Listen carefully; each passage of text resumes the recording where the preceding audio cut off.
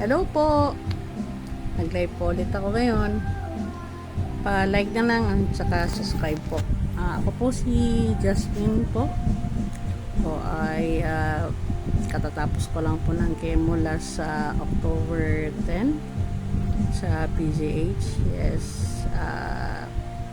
So far, sa ngayon, dito lang sa bahay, nagpapahinga.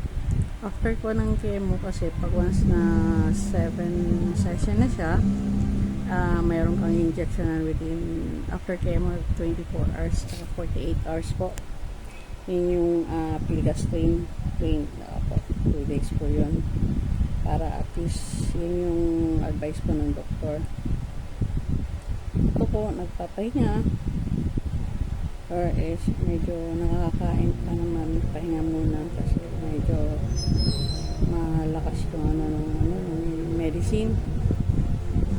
Toxic talaga yung ng gamot, pero kakayanin hanggat maaari. Dito pa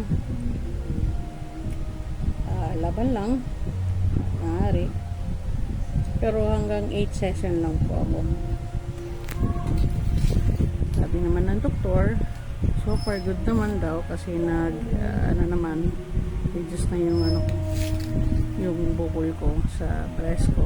Medyo nasa skin na lang siya. Nasa 1.5 cm po. Hopefully, hindi pa natin alam kung ano mangyayari after ng November na check-up at saka chemo rin. Doon na malalaman yung schedule kung kailan ng operation after ng chemo ng 8 session. Just keep on praying lang po. Ito, nakakain pa naman. Kailangan lang talaga pilitin kahit walang lasa. Pero so far hindi naman ako nagsusuka kagaya ng iba. Ang lang talaga is yung wala lang lasa yung pag kumakain ka, kahit sabihin mo na sa kanila hindi maalat pero sa yung maalat ang dating. Kaya kailangan yung tansyahan na lang, hindi na basta isusabaw. Una sa lahat, ang pinakagusto ko lang is sinigang or linaga, hanggang ganun lang. Yun na lang ang ginagawa ko. Pero habang maaari nandiyan pa rin ang Panginoon. Laging dasal lang po, yun ang pinaka-importante kasi wala naman imposible sa kanya.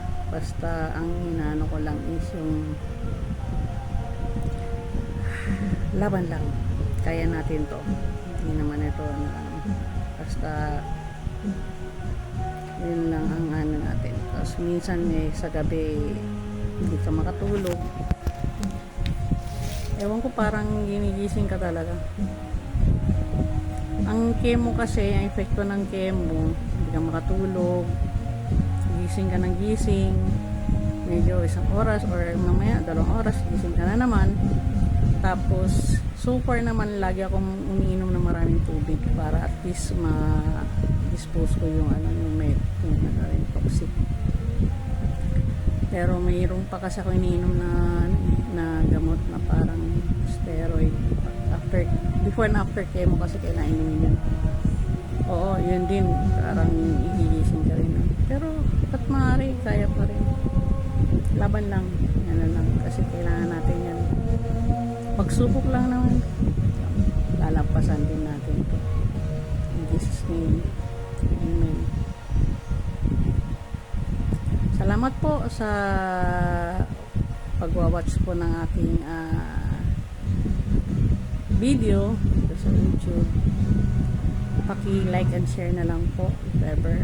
Sa susunod po kung ano pong update, kung if ever, kung ano mangyari sa akin sa November 6 after ng chemo or yung tirahan, malitaan ko na lang po sa susunod. Pero so far, ang kinakain ko ngayon is naman, okay pa naman, kaya pa naman, basta almost lagi lang gulay, lagi may kasamang gulay. If ever may meat man, kailangan din yun kasi protein yun Opo. Sige, salamat sa panonood. Paki-like and share lang po sa channel ko. Thank you po and good afternoon. Hello po.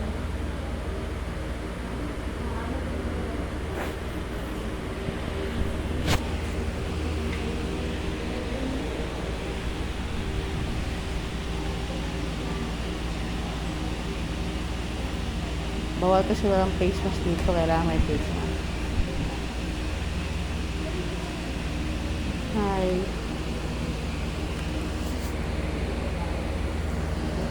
Dito to.